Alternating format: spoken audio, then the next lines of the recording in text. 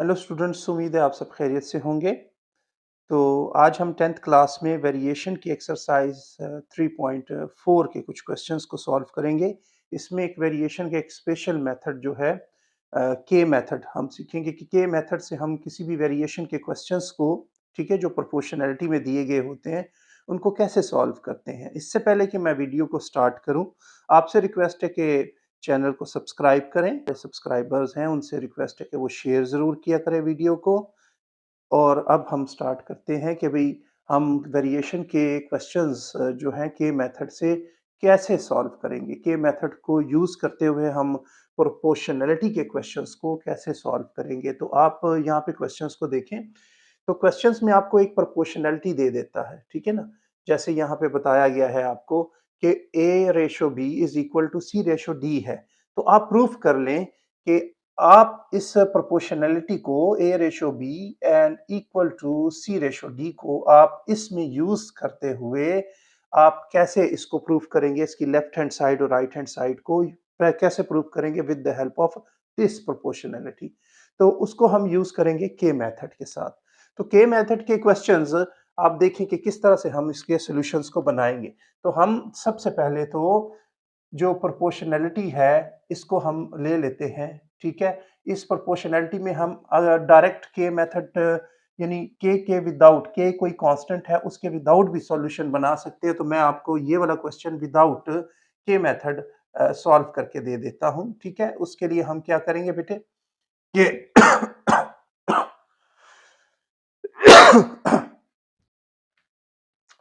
अच्छा, इसके लिए हम क्या करेंगे कि हमारे पास जो गिवन प्रोपोर्शनैलिटी है हम ले लेते हैं A ratio B is equal to C ratio D।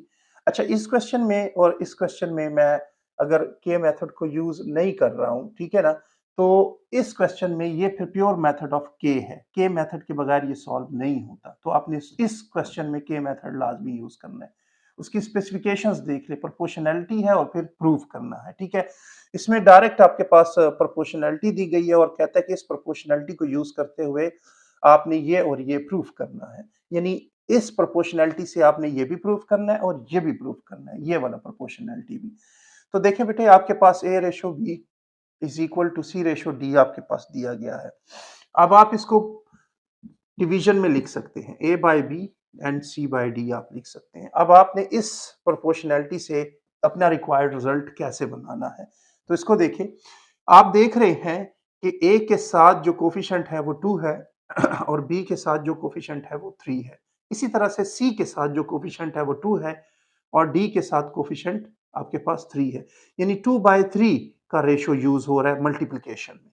तो हम मल्टीप्लाई कर लेते हैं, मल्टीप्लाई 2/3 ऑन बोथ साइड्स। हम बोथ साइड्स 2/3 मल्टीप्लाई कर लेते हैं। 2A के साथ और 3B के साथ मल्टीप्लाई होगा। सिमिलरली 2C के साथ और D के साथ 3 मल्टीप्लाई हो जाएगा, ठीक है। अब आप यहाँ पे देखें कि ऊपर का न्यूमिनेटर और डिनोमिनेटर में कंपोनेंडो डिवाइडेंडो की प्रॉपर्टी है, जो कि हमने इससे पिछली एक्सरसाइज 3.3 में क्वेश्चंस को सॉल्व किया था। तो सॉरी 3.2 में सॉल्व किया था। तो यहाँ पे वही प्रॉपर्टी फिर से यूज कर लेंगे हम, यूजिंग कंपोनेंडो एंड डिवाइडेंडो प्रॉपर्टी, ठीक है। कंपोनेंडो एंड डिवाइडेंडो की प्रॉपर्टी हम यहाँ पे यूज कर लेते हैं, ठीक है। तो कंपोनेंडो डिवाइडेंडो प्रॉपर्टी में क्या होता है कि डिनोमिनेटर को हम लेते हैं और न्यूमिनेटर के साथ ऊपर न्यूमिनेटर में ही प्लस कर लेते हैं। यानी इस 3b को उठाया 2a के साथ न्यूमिनेटर में प्लस कर लिया और इसी को ही हम नीचे भी लिख लेंगे लेकिन माइनस कर लेंगे। तो ये डिवाइडेंडो हो गया, ये कंपोनेंडो, ये डिवाइडेंडो। सिमिलरली यहाँ भी ऐसे ही कर लेंगे, 2c plus 3d divided by 2c minus 3d। तो आप देख रहे हैं कि आपके पास अपना आपका रिक्वायर्ड रिजल्ट प्रोड्यूस हो रहा है, ठीक है। यहाँ भी हम इसी प्रॉपर्टी को यूज करेंगे, इसी प्रोपोर्शनैलिटी को यूज करेंगे और अपनी रिक्वायरमेंट को लेंगे। हम अपनी रिक्वायरमेंट में देखें कि ये P A plus Q B है, ठीक है, और M A minus N B है। Similarly P C plus Q D है और M C minus N D है। तो अगर हम इसको लिखना चाहें तो P A plus Q B divided by M A minus N B लिख सकते हैं। इसको हम P C plus Q D divided by M C minus N D लिख सकते हैं। यानी हमने ये टारगेट अपना चेस करना है। हम इसी को यूज कर लेंगे प्रोपोर्शनैलिटी को, ठीक है। इसी प्रोपोर्शनैलिटी पे ये प्रूफ करना है। तो हम क्या करेंगे कि हम a by B is equal to C by D को ले लेंगे, ठीक है। अब अपने रिक्वायर्ड प्रूफ में देखें तो p और q जो है वो a और b के कोफिशिएंट है, ठीक है। इसी तरह से p और q जो है वो c और d के कोफिशिएंट्स हैं। तो हम p बाई q को पहले तो बोथ साइड मल्टीप्लाई कर लेंगे, multiply p by q on both sides, ठीक है। तो P A by Q B is equal to P C by Q D, ठीक है। अच्छा, इस पे अब हम यूजिंग कंपोनेंडो प्रॉपर्टी, इसके लिए वो क्यों यूज कर रहे हैं? वो इस वजह से यूज कर रहे हैं कि आप देख रहे हैं कि ये सिर्फ और सिर्फ आपको पी और क्यू जो है ए बी के साथ और पी और क्यू जो है सी डी के साथ प्लस में नजर आ रहे हैं, ठीक है। ऊपर माइनस में फिर आपके पास एम और एन के कोफिशिएंट्स हैं, तो उसको फिर हम बाद में सॉल्व करते हैं, उसके लिए बाद में वो क्राइटेरिया बनाते हैं। सबसे पहले आपने कंपोनेंडो प्रॉपर्टी को यूज कर लिया इसके लिए, और डिनोमिनेटर जस्ट एज वैसे का वैसा रहेगा, ठीक है। जस्ट कंपोनेंडो प्रॉपर्टी यहाँ पे यूज की गई है और क्यू डी वैसे का वैसा रहा, इसको इक्वेशन 1 कह दिया। अब इसी तरह से फिर से इसी प्रोपोर्शनैलिटी को लिया और मल्टीप्लाई किया, ठीक है। मल्टीप्लाई अब क्या किया जी, अब हमें m और n चाहिए, ठीक है। a और b के साथ हमें m और n चाहिए, तो multiplying m n on both sides, आपने बोथ साइड्स m और n को मल्टीप्लाई किया। m a divided by N B is equal to N C divided by N D, ठीक है। यहाँ पे अब आपने अपनी रिक्वायरमेंट के मुताबिक डिवाइडेंडो प्रॉपर्टी यूज करनी है, तो यूजिंग डिवाइडेंडो प्रॉपर्टी, ठीक है। अब इस पे आपने यूजिंग करना है डिवाइडेंडो प्रॉपर्टी। आपने क्या यूज करना है? डिवाइडेंडो प्रॉपर्टी। डिवाइडेंडो प्रॉपर्टी इसलिए यूज कर रहे हैं क्योंकि माइनस में आप देख रहे हैं यहाँ पे आपके पास डिनोमिनेटर माइनस में है, तो माइनस डिवाइडेंडो प्रॉपर्टी को रिप्रेजेंट कर रही है, तो बाय यूजिंग डिवाइडेंडो प्रॉपर्टी अब इस पे हम सिर्फ डिवाइडेंडो प्रॉपर्टी यूज कर लेंगे न्यूमिनेटर में, ओके। तो M A minus N B, और एन बी अपनी जगह पे वैसे के वैसे, M C minus N D, और फिर एन डी अपनी जगह पे वैसे का वैसा, इसको इक्वेशन 2 का नाम दे देंगे। अब आप देख रहे हैं न्यूमिनेटर में आपके पास कंपोनेंडो प्रॉपर्टी के मुताबिक एडिशन है, और डिनोमिनेटर में कंपोनेंडो के मुताबिक आपके पास डिनोमिनेटर में सब्ट्रैक्शन है। तो अब आपने इक्वेशन 1 को इक्वेशन 2 पे डिवाइड कर लेना है। तो by dividing equation number 1 by equation number 2, equation 1 को 2 पे डिवाइड कर लें, ठीक है। आप न्यूमिनेटर में एडिशन को रखेंगे, डिनोमिनेटर में सब्ट्रैक्शन को रखेंगे, तो आपके पास ये P A plus Q B whole divided by Q B, division में होल में M A minus N B divided by N B is equal to, इसी तरह से आपके पास फिर P C Q D whole divided by Q D, ठीक है। और फिर आप M C minus N D whole divided by N D. अब आपके पास इस डिवीजन में जो भी टर्म्स एक जैसी हैं वो काट देंगे, ठीक है।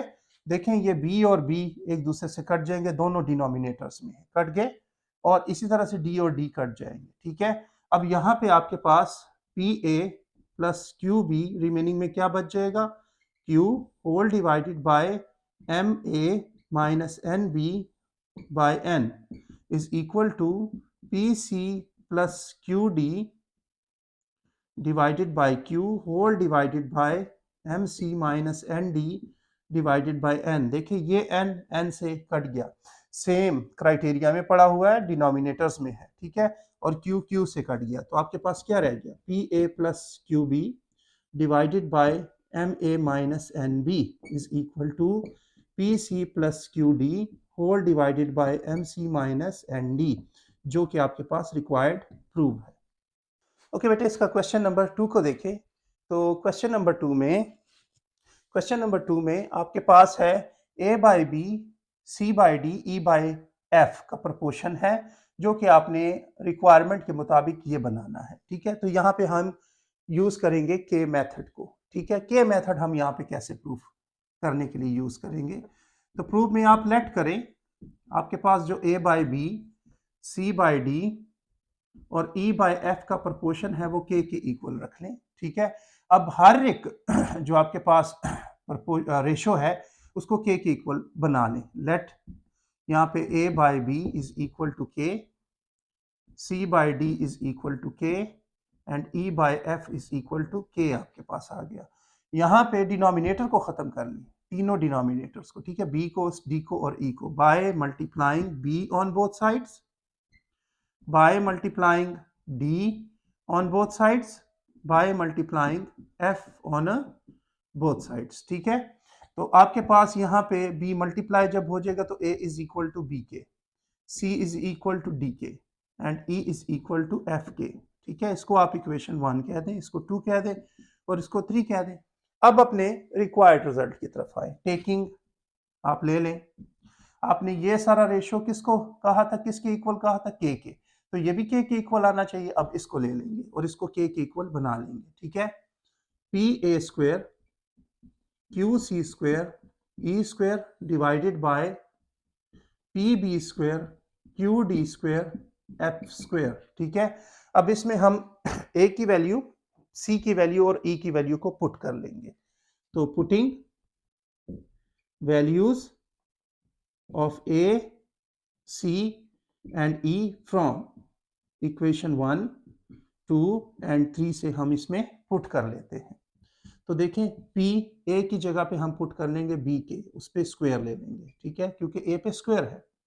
q c की वैल्यू हमारे पास है d के, इस पे हम स्क्वायर ले लेंगे।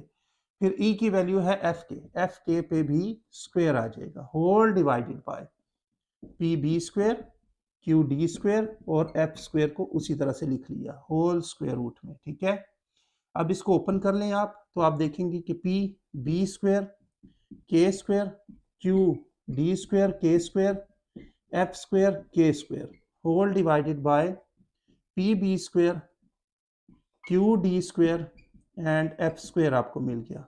अब सब में आप देखें तो के स्क्वायर आपके पास कॉमन है, तो के स्क्वायर को जब आप कॉमन रखते हैं स्क्वायर रूट में, कॉमन ले लेते हैं, तो आपके पास न्यूमिनेटर में P B square Q D square and F square रह जाएगा और डिनोमिनेटर में भी आपके पास P B square Q D square और एफ स्क्वायर है।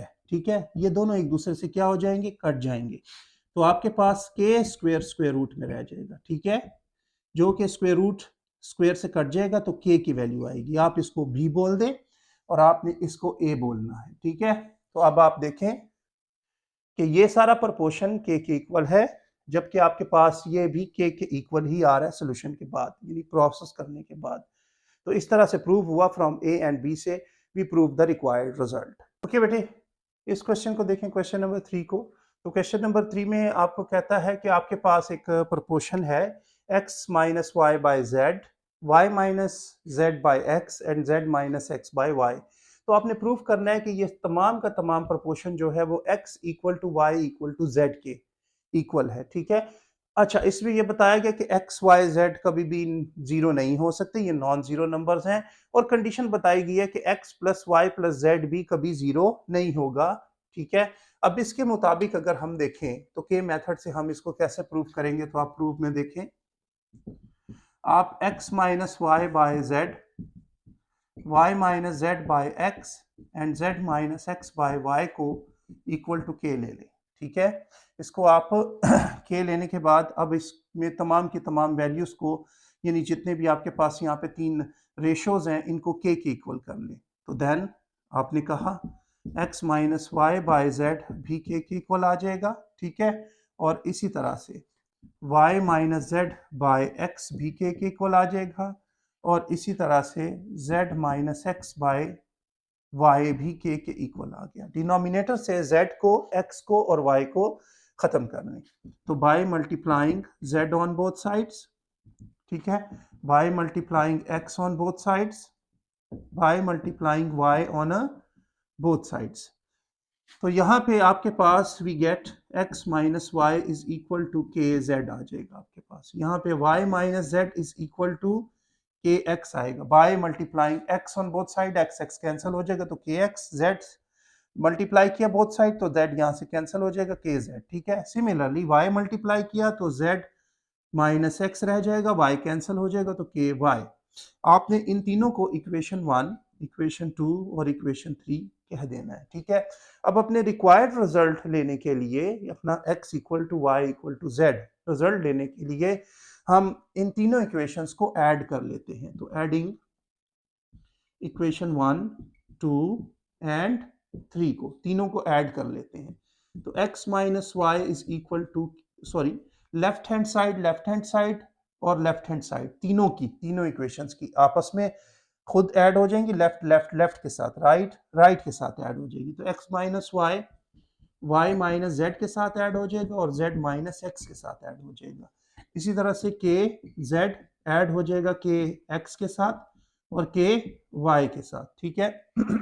अच्छा, इसमें आप देखें कि y और y कैंसिल हो जाएंगे, x और x कैंसिल हो जाएंगे, z और z कैंसिल हो जाएगा। तो आपके पास क्या वैल्यू मिल जाएगी? 0 की, यानी k, ठीक है, k की वैल्यू z प्लस के एक्स और के वाई आपके पास इक्वल टू, जिसमें हम क्या कर लेंगे भाई, हम पुट कर लेंगे, यानी k को कॉमन लेने के बाद z plus x plus y is equal to, जो वैल्यू आ गई आपके पास, इसमें k की वैल्यू हमने ढूंढनी है ताकि k की वैल्यू इसमें पुट करें और अपना रिक्वायर्ड रिजल्ट लें। तो हम डिवाइड कर लेते हैं z plus x plus y को ऑन बोथ साइड। ठीक है। तो 0 पे भी z plus x plus y divide हो जाएगा और k into z plus x plus y both side divide हो जाएंगे। तो आप देखेंगे कि आपके पास ये कैंसिल होने के बाद 0 डिवाइडेड बाय दिस डिनोमिनेटर, तो हमें k की वैल्यू क्या मिल रही है? 0 मिल रही है। अब इस k की वैल्यू को हम टर्म टू टर्म पुट करेंगे 1 इक्वेशन 2 में और 3 में। ठीक है। तो हम पुट कर लेंगे, put value of k is equal to 0 in equation number 1, equation 2 and equation 3 में respectively। ठीक है। respectively इसको पुट कर लेंगे तो equation 1 becomes 1, आपके पास क्या आएगी? 1 आपके पास आ गई x माइनस वाई और आपके पास है k की वैल्यू है 0 इंटू जेड। तो x minus Y is equal to 0, यानी x इक्वल टू वाई आपके पास प्रोड्यूस हुआ। ठीक है। इसको a बोल दें, इक्वेशन a कह दें इसको। सिमिलरली जब 2 में पुट करेंगे तो आपके पास y minus Z is equal to 0 into x आएगा। ठीक है। तो y minus Z is equal to 0 आ गया, y की वैल्यू z आपके पास प्रोड्यूस हो जाएगी। इसको इक्वेशन b बोल दें। जब आप 3 में पुट करेंगे तो z minus x is equal to 0 into y. ठीक है। तो z minus x equal to 0, तो z is equal to x value produce करता है। तो आप इक्वेशन a, b और c से देख सकते हैं कि from equation a, b and c से x y की इक्वल है, y z की इक्वल है और फिर z x की इक्वल है, यानी ये आपके पास प्रूव होता है कि x equal to y equal to z है। उम्मीद है बेटे ये हमने जितने भी क्वेश्चंस 4 परफॉर्म किए हैं आपको अच्छी तरह से समझ आए होंगे। नेक्स्ट क्वेश्चंस, जितने रिमेनिंग क्वेश्चंस है के मेथड से रिलेटेड, तो वो नेक्स्ट मैं पार्ट्स में इंशाल्लाह आपके पास लेके आता हूँ। उस वक्त के लिए अल्लाह हाफिज़।